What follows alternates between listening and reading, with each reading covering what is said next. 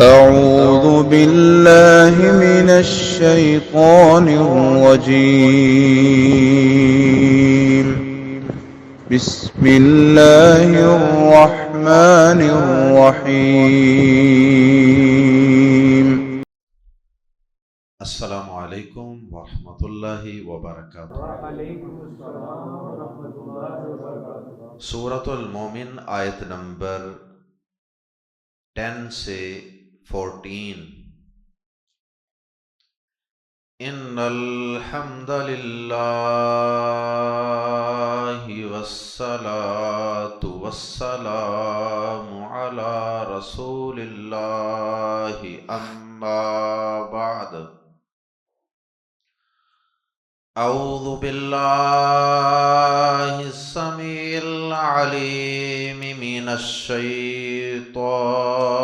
الرجیم من ہمزہ ونفخہ ونفثہ۔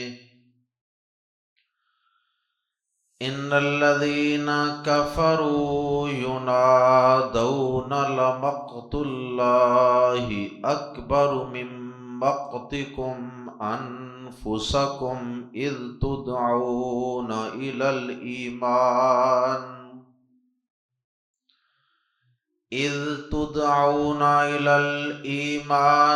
فتکفرون۔ قالوا ربنا امتنا اثنتين واحييتنا اثنتين فاعترفنا بذنوبنا فهل الى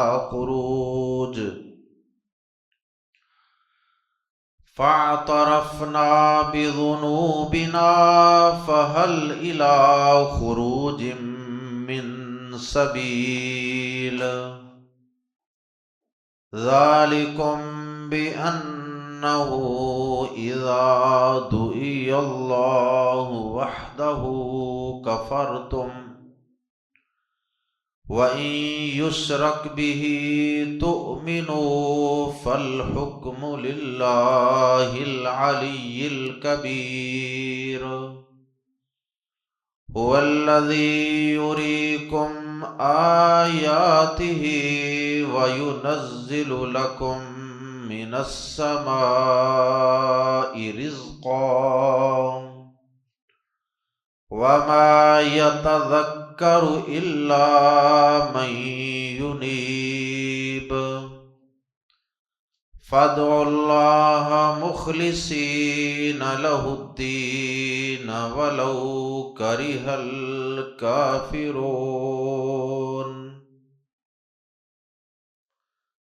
قیامت کے دن کفار و مشرکین اور اللہ کے باغیوں اور نافرمانوں کو اپنی غلطیوں اور اپنی کوتاہیوں اور اپنی نادانیوں اور اپنے گناہوں کا جب احساس ہوگا تو انہیں بے بسی اور حسرت و افسوس کے علاوہ کچھ اور سمجھ نہیں آئے گی۔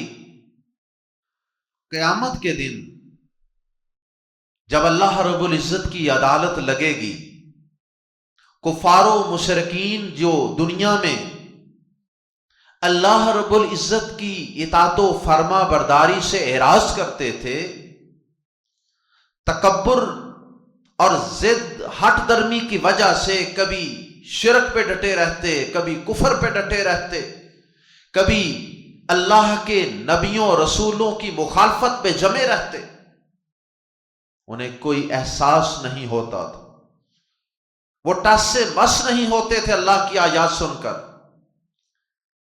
اور اس وقت دنیا میں اللہ کے نبیوں کو، اللہ کے دین کے داعیان کو، حتیٰ کہ اللہ رب العزت کو بھی ان کے اس طرز عمل پر، ان کی اس ضد ہٹ درمی کفر اور شرک پر اور تقلید آبا پر ڈٹے اور جمے رہنے پہ بہت غصہ آتا تھا۔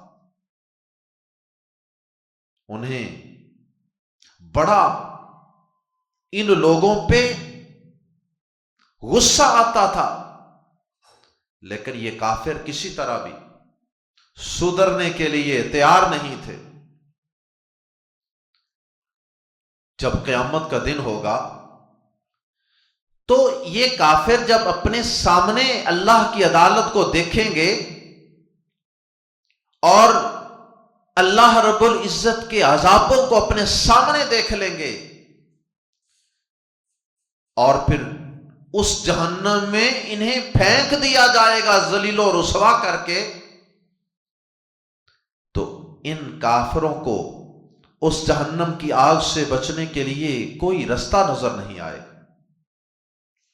کوئی راہ دکھائی نہیں دے گی کہ آج ہم کسی طرح اس جہنم سے نکل سکیں، بچ سکیں۔ ایسی صورتحال میں ان کافروں کو اپنے آپ پر بہت زیادہ غصہ آئے گا، انہیں اپنے آپ پہ اور اپنے ماضی کے اعمال پہ بہت زیادہ وٹ چڑھے گا۔ سورۃ الفرقان میں ہے کہ قیامت کے دن ایسے ظالم غصے کی وجہ سے اپنی ہاتھوں کو چبا چبا کے نوچ نوچ کے کھائیں گے اور کہیں گے کاش ہم نے اللہ اور اس کے رسول صلی اللہ علیہ وسلم کا رستہ اختیار کیا ہو۔ جب کافر قیامت کے دن جہنم میں داخل ہونے سے پہلے یا جہنم میں داخل ہونے کے بعد اپنے آپ پر غصہ کریں گے، کچیچیاں وٹیں گے، تو اللہ پاک کی طرف سے انہیں یہ اناؤنسمنٹ سنائی جائے گی، انہیں یہ بات بول کر بلند آواز سے بتائی جائے گی کہ آج کیوں اپنے آپ پہ اتنا غصہ کرتے ہو؟ اس سے زیادہ غصہ اللہ کو تم پہ آتا تھا جب دنیا میں تم اللہ کی بات کو ٹھکرا دیتے تھے، اللہ کے ساتھ غیروں بے بسوں کو شریک ٹھہراتے تھے اور اللہ کی باتوں کو نظر انداز کر دیتے۔ اس وقت اللہ کو تم پر اس سے بھی زیادہ غصہ آتا تھا جب تمہیں ایمان کی طرف بلایا جاتا تھا، جو تم انکار کرتے تھے، کفر کرتے تھے۔ اس کے بعد پھر کافر کہیں گے یا اللہ تو نے ہمیں 2 زندگیاں عطا کی، 2 موتیں عطا فرمائی، یعنی تو نے ہمیں 2 دفعہ زندگی عطا فرمائی، لیکن یا اللہ اس کے باوجود ہم سدھر نہ سکے، باوجود تیری ان نعمتوں کے کہ ہم پہلے مردہ تھے، تو نے ہمیں زندگی عطا فرمائی، پھر اس کے بعد تو نے ہمیں ایک دفعہ پھر موت دی اور ایک دفعہ پھر زندہ کیا ہے۔ یا اللہ آج ان سارے مراحل کی ہمیں صحیح معنوں میں سمجھ آ گئی، اور آج ہم اپنے گناہوں کا اعتراف بھی کرتے ہیں کہ واقعی ہم خطا کار تھے، ہم ضدی تھے، ہٹ درم تھے، لیکن یا اللہ کیا آج ہمارے یہاں سے نکلنے کو کوئی سبیل، کوئی رستہ ہے؟ اللہ پاک کہیں گے یہاں سے نکلنے کی کوئی راہ نہیں، یہاں سے دنیا میں واپس جانے کا کوئی آپشن نہیں ہے۔ ظالموں یاد کرو جب تمہیں دنیا میں اللہ وحدہ لا شریک کی طرف بلایا جاتا تھا، اس کی توحید کی طرف، اس کی عبادت کی طرف بلایا جاتا تھا تو تم انکار کرتے تھے۔ انکار کرنا تو دور کی بات، جب تمہارے سامنے اللہ وحدہ لا شریک کا ذکر خیر کیا جاتا تھا، اس کی توحید کے ترانے بلند کیے جاتے تھے، تو اس وقت تمہارے چہروں پہ سلوٹیں پڑ جاتی تھی، تمہارے منہ لٹک جاتے تھے توحید کو سننے کی وجہ سے۔ اور جب اللہ کے علاوہ دیگر ہستیوں کے تذکرے ہوتے تھے، شرک کی بات ہوتی تھی، اللہ کے علاوہ دیگر بے بس مخلوقات کو پکارنے کی بات ہوتی تھی، اس وقت تمہارے چہرے کھلکھلا اٹھتے تھے خوشی سے۔ اللہ پاک ان کو دنیا میں ان کا طرز عمل یاد کروائیں، اور پھر اس کے بعد اللہ پاک ان کو یہ بتائیں گے کہ آج اس عذاب سے اور اس ہماری گرفت سے بچنے کی کوئی صورت نہیں۔ آج سارے کے سارے فیصلے اللہ وحدہ لا شریک کے ہاتھ میں ہیں۔ آج تمہارے بنائے ہوئے دستگیر، غوث اور مشکل کشا، حاجت روا، آج کوئی بھی آگے بڑھ کر تمہاری مدد نہیں کر سکتا۔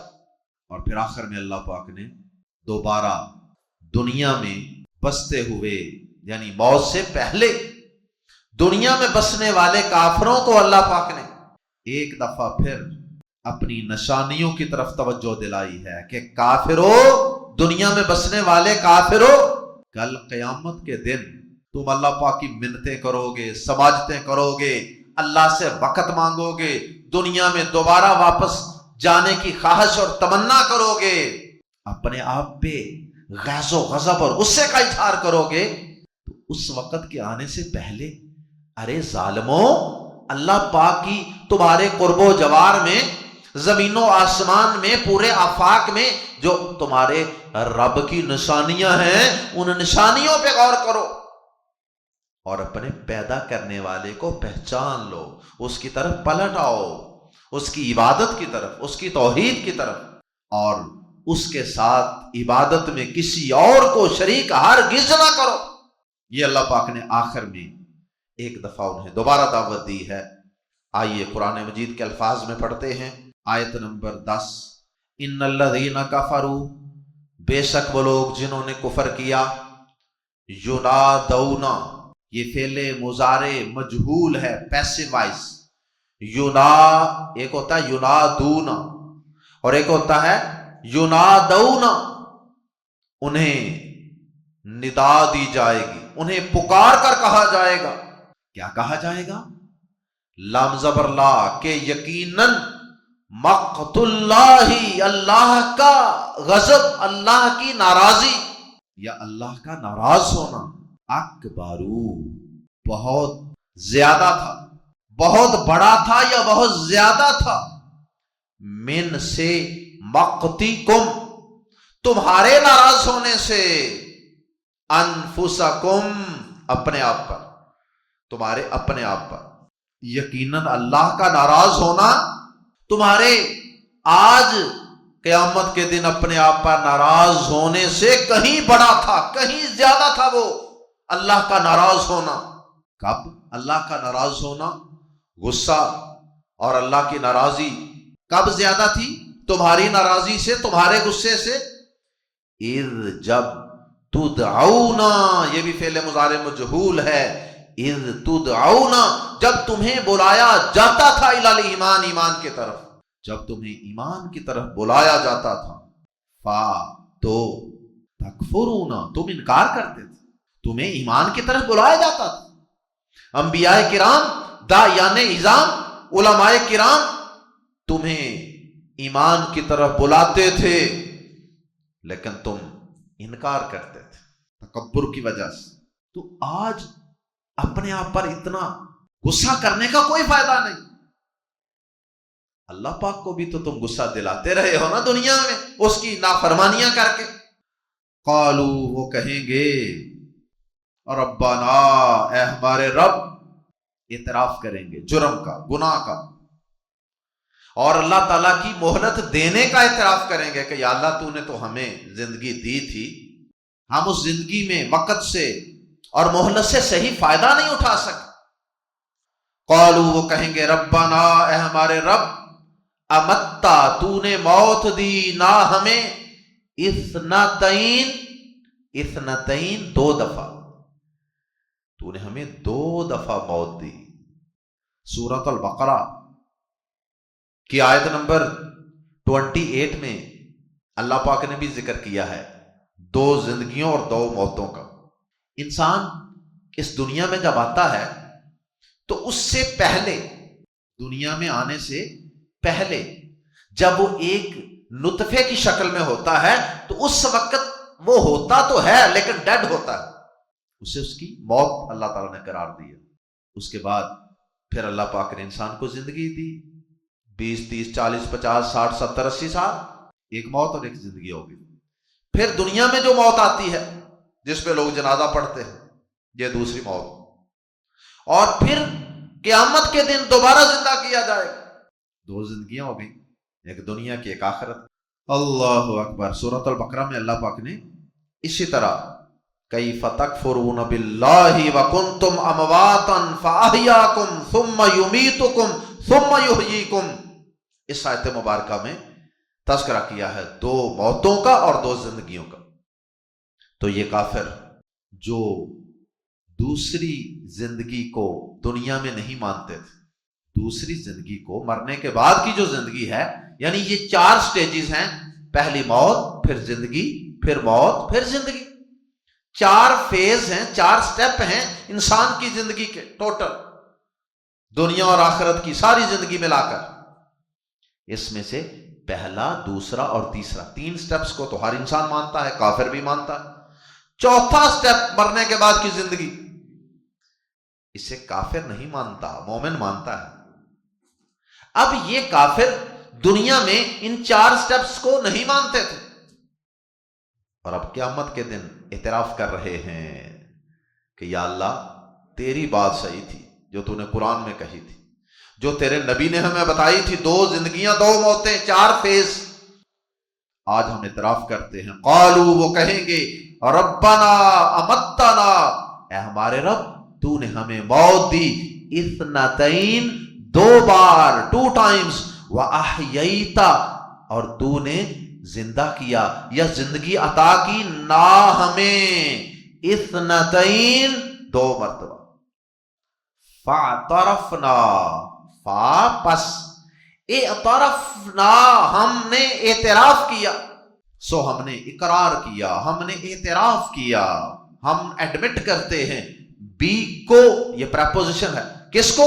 ذنوبنا، اپنے گناہوں کو، ذنب کی جمع، ذنبن کی جمع ذنوب، بذنوبنا، اپنے گناہوں کو، پس ہم اپنے گناہوں کو تسلیم کرتے ہیں، اپنے گناہوں کا اعتراف اور اقرار کرتے ہیں۔ فا، تو حل کیا، الا خروجن، کیا، نکلنے کی طرف، خروج ایگزٹ کو کہتے ہیں، نکلنے کی طرف، یعنی جہنم سے نکلنے، ایگزٹ کی طرف، من سبیل، کوئی راستہ ہے، تو کیا نکلنے کا کوئی راستہ ہے، کوئی آپشن، کوئی صورت؟ یہ ایک درخواست کریں گے اللہ پاک کو کافر، لیکن یہ درخواست قبول نہیں کی جائے گی، کیونکہ انسان کو اللہ پاک صرف ایک مہلت دیتا ہے، دنیا کی زندگی۔ اس دنیا کی زندگی میں اللہ تعالیٰ بڑی دفعہ اسے کھچ لگاتا ہے، اسے چھوٹی چھوٹی اللہ تعالیٰ آزمائشیں بھیج کر اسے اپنی طرف پلٹانے کی کوشش کرتا ہے، لیکن مرنے کے بعد دوبارہ کوئی سپلیمنٹری ایگزام نہیں۔ بہرحال اللہ پاک نے ان کے اس سوال اور اس درخواست کا کئی جگہوں پہ قرآن مجید میں جواب دیا ہے، سورۃ الانعام میں، سورہ سجدہ میں، سورہ فاطر میں، سورہ نساء میں، اور پھر انہیں کہا جائے گا کہ آج تمہاری یہ جو بے بسی ہے نا، یہ جو اذیت اور تکلیف جس کو تم آج بیئر کر رہے ہو، جس سے گزر رہے ہو، اس کا سبب جانتے ہو کیا ہے؟ ذالکم، یہ ذالکا اور ذالکم اور ذالکما سب کا ایک ہی ترجمہ، کیونکہ یہ ساتھ جو کم ہے اس کا کوئی الگ سے ترجمہ نہیں ہوتا۔ ذالکم، یہ بازر بھی اس لیے ہے، انا، کہ بے شک، ہو، حقیقت یہ ہے، بات یہ ہے، اسے ضمیر شان کہتے ہیں، بات یوں ہے، قصہ یوں ہے، حقیقت یوں ہے، واقعہ یوں ہے۔ ذالکم بِأَنَّهُ، یہ اس لیے ہے کہ حقیقت یہ ہے کہ یہ تمہارا انجام اور یہ تمہاری سزا اور اذیت تکلیف اس لیے ہے، اذا، جب، دعی اللہ، دعی فعل ماضی مجہول پیسے وائس، دعا اس نے دعوت دی اور دعیہ دعوت دی گئی، دعی اللہ، اللہ کی دعوت دی جاتی یا اللہ کو پکارا جاتا، وحدہ، اس اکیلے کو، اذا دعی اللہ وحدہ، جب اس اکیلے اللہ کو پکارا جاتا، کفرتم، تو تم انکار کرتے تھے۔ دنیا میں تمہیں بڑے چانس دیے گئے تھے، بڑی مہلتیں دی گئی تھی، لیکن تم انکار کرتے رہے، کان نہیں دھرے تم نے اس وقت بات پہ، نہ اللہ کی عبادت کی طرف نہ اللہ کی توحید کی طرف۔ وَإِن يُشْرَكْ، اور اگر شرک کیا جاتا، شریک ٹھہرایا جاتا بھی اس کے ساتھ، تو تم ایمان لے آتے، تو تم مان لیتے، بلکہ اکیلے اللہ کی طرف بلایا جاتا تھا تو تمہارے چہرے لٹک جاتے تھے، منہ بن جاتے تھے، سلوٹیں پڑ جاتی تھی تمہاری پیشانیوں پہ۔ جب شرک کی بات ہوتی تھی تو تم حساس بشاس ہو جاتے تھے۔ فالحکم، پس فائنل فیصلہ سنو، پس الحکم، اختیار یا حکم یا آرڈر، للہ، اللہ ہی کے لیے ہے، العلی، جو بہت بلند ہے، الکبیر، بہت بڑا ہے۔ اکبر کا معنی ہوتا ہے سب سے بڑا، کبیر کا مطلب بہت بڑا۔ اب فیصلہ اللہ کے اختیار میں ہے جو بہت بلند، بہت بڑا ہے۔ وہ چھوٹے چھوٹے تمہارے بنائے ہوئے حاجت روا مشکل کشا، وہ تمہارے معبود، آج ان کا کوئی اختیار نہیں۔ آج تمہارے جہنم میں رہنے یا نہ رہنے کا، نکلنے یا نہ نکلنے کا فیصلہ یہ اس اللہ کے پاس ہے۔ تمہارے بنائے ہوئے کسی معبود اور اللہ کے شریک کے پاس آج کوئی اختیار نہیں ہے۔ یہ اللہ پاک ان کے عذاب میں اور ان کی حسرت و افسوس اور تکلیف میں مزید اضافہ کرنے کے لیے ان کے معبودوں کی بے بسی بیان کریں گے۔ آخر میں 2 آیات میں اللہ پاک نے دوبارہ سے دنیا میں بسنے والے، پہلے تو بات ہو رہی تھی نا قیامت کے دن کی، قیامت کے دن کے احوال بیان ہو رہے تھے، قیامت کے دن کافروں کی بے بسی، شرمندگی، غصہ اور ان کی اللہ سے معذرتوں کا تذکرہ تھا۔ اب دوبارہ اللہ پاک نے آخری 2 آیات میں ایمان والوں کو بھی، کافروں کو بھی، سب کو اپنی نشانیوں پہ غور و فکر کرنے کی تلقین فرماتے ہوئے اپنی خالص عبادت کرنے کا حکم دیا ہے۔ اس وقت جا کے پچھتاؤ گے تو بہتر ہے دنیا میں ہی اللہ کی نشانیوں پہ غور کر لو، کائنات میں پھیلی اللہ کی نشانیوں پہ غور کر کے اللہ کی توحید کو پہچان جاؤ۔ هو الذی، وہی ہے جو یوری دکھاتا ہے، کم تمہیں آیاتی ہی اپنی نشانیاں، سائنس، وَيُنَزِّلُ، اور وہ اتارتا ہے، لکم، تمہارے لیے، من السماء، آسمان سے، رزقاً، رزق اگرچہ انسان کا زیادہ تر زمین سے اگتا ہے، لیکن آسمان سے اتارا کا مطلب کہ ایک تو آرڈر اور حکم اللہ کا آسمان سے آتا ہے، دوسرا بارش اللہ آسمان سے برساتا ہے، جس بارش کے برسنے کے بعد ہی زمین سے میٹھے میٹھے خوبصورت پھل اگتے ہیں، اجناس اگتی ہیں، پھول اگتے ہیں، اور انسان کی ضرورت کی دیگر چیزیں۔ وما یتذکروا، اور نہیں نصیحت حاصل کرتا۔ بے شک جتنی مرضی اس کائنات میں اللہ کی نشانیاں دیکھ لے، لیکن اکثر لوگ سرسری دیکھ کر گزر جاتے ہیں، نصیحت نصوحت کوئی نہیں حاصل کرتے، اللہ کو کوئی نہیں پہچانتے، پیدا کرنے والے کی پہچان اور معرفت حاصل نہیں کرتے ہیں، اور اللہ کی توحید کو اختیار نہیں کرتے ہیں۔ فرمایا وما یتذکروا، اور نہیں نصیحت حاصل کرتا، الا، مگر، ان نعمتوں سے، ان نشانیوں سے نصیحت حاصل نہیں کرتا، الا، مگر، من ینیب، جو رجوع کرے، جو رجوع کرتا ہے۔ منیب نام بھی رکھتے ہیں لوگ، میم شروع میں لگا دیں تو رجوع کرنے والا اسم الفاعل بن جائے گا۔ الا من ینیب، مگر جو رجوع کرتا ہے، جو ایک ایک چیز کو دیکھ کر اپنا ذہن، اپنا خیال، اپنی سوچ، اپنی فکر وہ اس طرف لے جاتا ہے، تدبر، تفکر، غور، وہ شخصی اللہ کو پہچانتا ہے۔ ورنہ یہی خوبصورت پھول، یہی میٹھے اور شیریں پھل، یہی بھینس کے خون اور گوبر کے درمیان سے نکلنے والا میٹھا سفید شیریں دودھ، اس کو لوگ پیتے ہیں، ان نعمتوں کو لوگ کھاتے ہیں اور ڈکار مارتے ہیں اور سو جاتے ہیں، نہ اللہ کی عبادت کی فکر، نہ اللہ کے حقوق کی فکر، نہ اللہ کی توحید کو سمجھنے کا کوئی خیال۔ تو یہ صرف ان چیزوں سے، نشانیاں تو کائنات میں بہت ہیں، لیکن نصیحت حاصل کرنے والے بہت تھوڑے ہیں، اور وہ کون ہیں؟ جو ان چیزوں کے ذریعے اللہ کی طرف رجوع کرتے ہیں، پلٹتے ہیں، اس طرف خیال لے کر آتے ہیں، غور و فکر کرتے ہیں۔ جو غور و فکر ہی نہیں کرے گا اس کو نصیحت کیا ملے گی؟ وہ توحید کو کیا پہچانے گا؟ وہ اللہ کی عبادت کیا کرے گا؟ فَادْعُوا اللَّهَ، پس اللہ کو پکارو، مخلصین، اس حال میں کہ خالص کرنے والے ہو۔